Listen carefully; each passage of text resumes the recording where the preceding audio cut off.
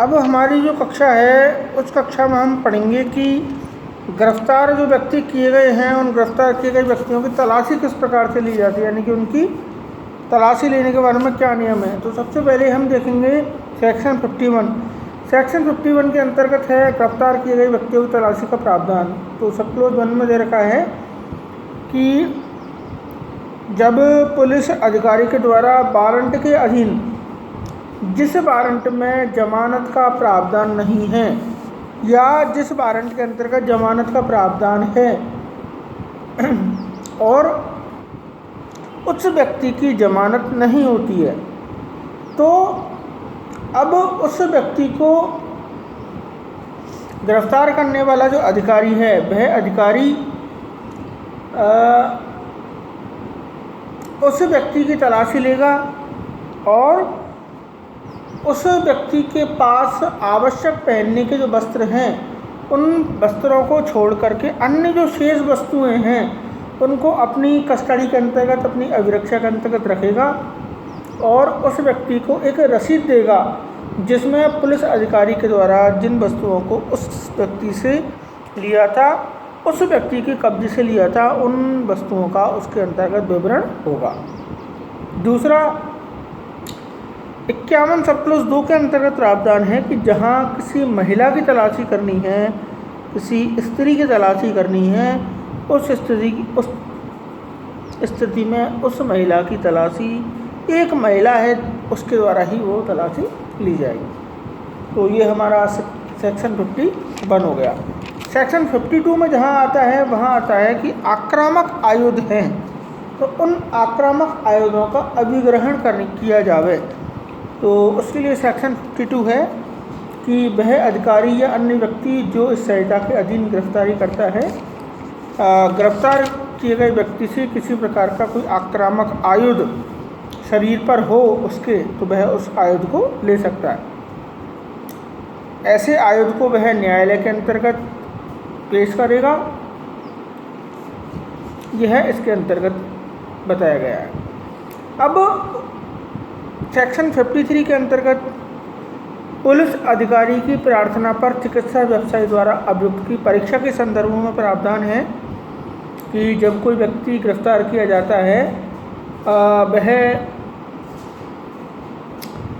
उस व्यक्ति की शारीरिक परीक्षा अगर किसी मामले के अंतर्गत एविडेंस के रूप में आधार प्रदान करती हो, अर्थात उस व्यक्ति की शारीरिक परीक्षा कराने से कोई एविडेंस ग्रहण किया जा सकता हो जो न्यायालय में जो जस्टिस है उसके लिए आवश्यक हो, तो ऐसा पुलिस अधिकारी जो उप निरीक्षक SI सब इंस्पेक्टर की पंक्ति से नीचे का नहीं हो, वह अगर किसी प्रकार से चिकित्सा व्यवसायी से, जो गवर्नमेंट का चिकित्सा व्यवसायी है, रजिस्टर्ड चिकित्सा व्यवसायी है, उससे वह ऐसी परीक्षा करने के लिए जो प्रार्थना कर सकता है और ऐसी परीक्षा वह करवाएगा।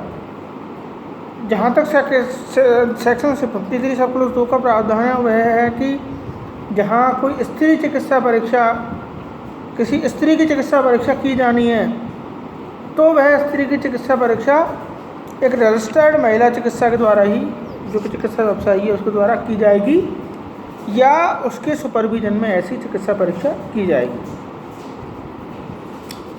इसका स्पष्टीकरण बहुत अधिक महत्वपूर्ण है। वो सबसे पहला है परीक्षा, एग्जामिनेशन शब्द है, उसमें क्या क्या चीज़ हमारे इसमें ली जाएगी सैंपल के तौर पर। तो इसके अंतर्गत है खून के धब्बे, सीमन, जहाँ कोई सेक्सुअल ऑफेंस है वहाँ सीमन लिया जाता है, लैंगिक अपराधों की दशा के अंतर्गत सुआब, थूक, स्वेद यानी पसीना, बालों के नमूने, अंगूने, नाखूनों की कतरन। DNA प्रोफाइलिंग में जहाँ तक जो चीज़ हमारे काम में आती है उन सभी चीज़ों को हम ऐसी परीक्षा के अंतर्गत ले सकते हैं सैंपल के लिए। इसके अलावा रजिस्टर्ड जो चिकित्सा व्यवसायी है वह है भारतीय चिकित्सा परिषद अधिनियम 1956 की धारा 2 सब क्लोज J के अंतर्गत जो हमारी चिकित्सा की अहर्ता रखता है ऐसा व्यक्ति, और जिसको कि राज्य का जो चिकित्सा रजिस्टर है उसमें नाम उसका दे रखा है, वह उसमें रजिस्टर्ड हो। इसमें केस इम्पोर्टेंट है वो है अनिल अनंतराव लोखंडे बनाम स्टेट ऑफ महाराष्ट्र। इसमें मुंबई उच्च न्यायालय है, उसने शारीरिक परीक्षा के संदर्भ में एक इसको बहुत अच्छी तरह से इस केस के अंतर्गत विवेचना की है और इसमें यह बताया गया है कि परीक्षा है वह अनुच्छेद 20(3) के अकॉर्डिंग होना चाहिए, क्योंकि अनुच्छेद 20(3) संविधान का सेल्फ इंक्रिमिनेशन का सिद्धांत देता है कि किसी व्यक्ति को अपने विरुद्ध आत्म अभिशंसन के लिए बाध्य नहीं किया जाएगा। डॉक्ट्रिन ऑफ सेल्फ इंक्रिमिनेशन उसके अंतर्गत दे रखा है। इसके अलावा इसमें एक केस इम्पोर्टेंट और भी है, वो है श्रीमती सेल्वी बनाम अन्य बनाम state of Karnataka. AIR 2010 supreme court का ये मामला है। इसमें जो नार्को टेस्ट है, पॉलीग्राफिक टेस्ट है, ब्रेन फिंगरप्रिंट परीक्षण BEAP चिकित्सक हैं, उन परीक्षणों को अंतर्गत जो की है कि वो इसमें जो सम्मिलित नहीं माना गया है, इसके लिए कोर्ट से परमिशन लेने की आवश्यकता है। और इसमें यह बताया है इस केस के अंतर्गत कि अभियुक्त की चिकित्सकीय कोई जांच होती है, उस चिकित्सकीय जांच को आर्टिकल 20(3) के अंतर्गत आत्म अभिशंसन सेल्फ इंक्रिमिनेशन के संवैधानिक जो उसका विशेषाधिकार है, उस विशेषाधिकार का उल्लंघन नहीं माना गया है।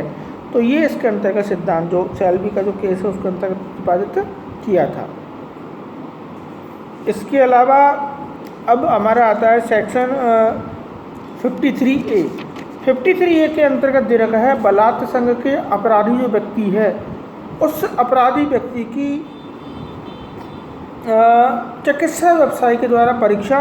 तो ऐसी स्थिति में जहां किसी व्यक्ति को रेप का अपराध करने के संदर्भ में उस व्यक्ति को गिरफ्तार किया जाता है और ये विश्वास करने का यह उचित आधार है कि यदि इस व्यक्ति की परीक्षा शारीरिक परीक्षा करवाई गई तो हमारे लिए एक एविडेंस जो कि प्राप्त हो जाएगा और एविडेंस जो उस व्यक्ति को पनिशमेंट दिलाने में काफ़ी अहम साबित होगा।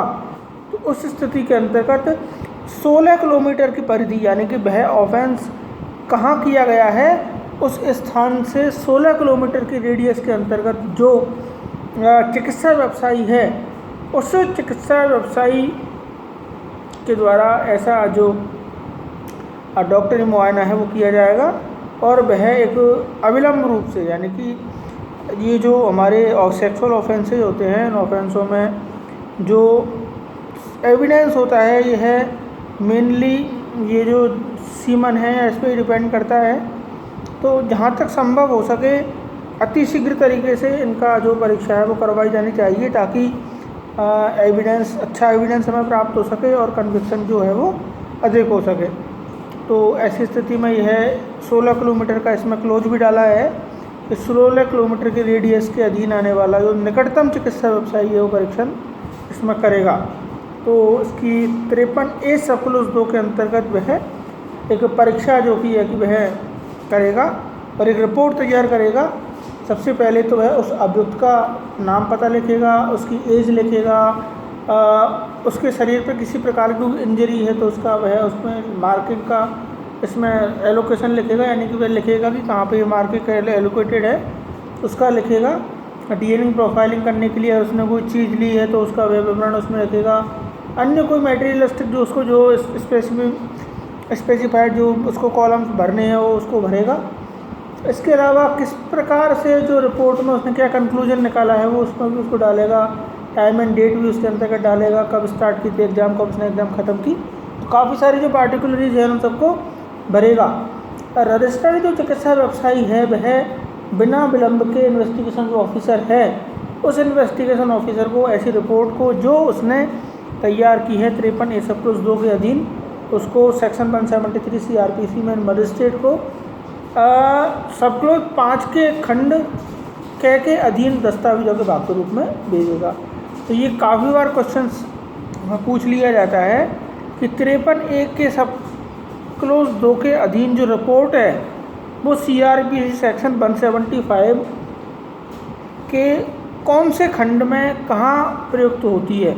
तो CRPC सेक्शन 173 सब क्लोज 5 के खंड A के निर्दिष्ट जो दस्तावेज हैं उन दस्तावेजों का भाग में ऐसी रिपोर्ट होगी। तो ये हमारा ऑब्जेक्टिव जो क्वेश्चन है उसके अंतर्गत जो यह है। किशन कुमार मालिक बनाम state of Haryana 2011 supreme court का जो मामला है उसके अंतर्गत स्पष्ट किया गया है कि 53A जो 2005 के द्वारा जोड़ा गया है और जो 23 जून 2006 से प्रभावी है, उसके अंतर्गत जो वह लागू की गई है। तो उसके अंतर्गत मेनली यही बताया गया है कि जो परीक्षा है यह सबसे पहले इस परीक्षा के अंतर्गत यह आवश्यक किया जाना जरूरी है कि यह उसी व्यक्ति की परीक्षा है जिसके विरुद्ध इस प्रकार की कार्रवाई चल रही है। तो ये हमारा सेक्शन 53A हो गया। आगे की आपकी कक्षा होगी उसमें मैं सेक्शन 54 से आपको पढ़ाऊँगा। Thank you.